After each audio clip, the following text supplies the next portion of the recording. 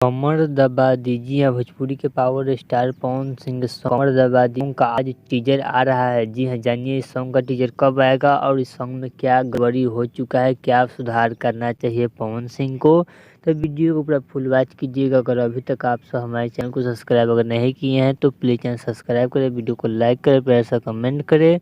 चलिए वीडियो में आगे बढ़ते हैं, बात करते हैं भोजपुरी के पावर स्टार सॉन्ग, जिस सॉन्ग का नाम है कमर दबी।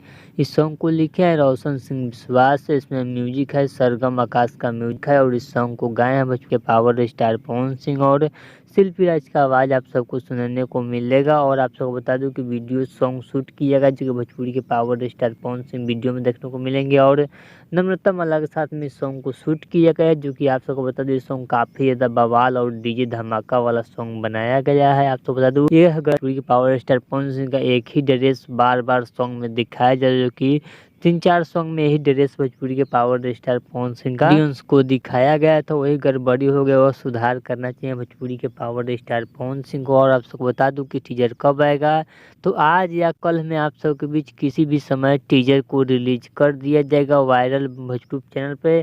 तो आप सब बताइएगा कि टीजर और सॉन्ग के लिए कितना एक्साइटेड है आप सब, तो प्लीज़ कमेंट बॉक्स में बताइएगा। तो चलिए अगर आप सबको वीडियो अच्छा लगा तो प्लीज़ सब्सक्राइब करें, वीडियो को लाइक करें, प्लस कमेंट करें। चलिए मिलते हैं न्यू।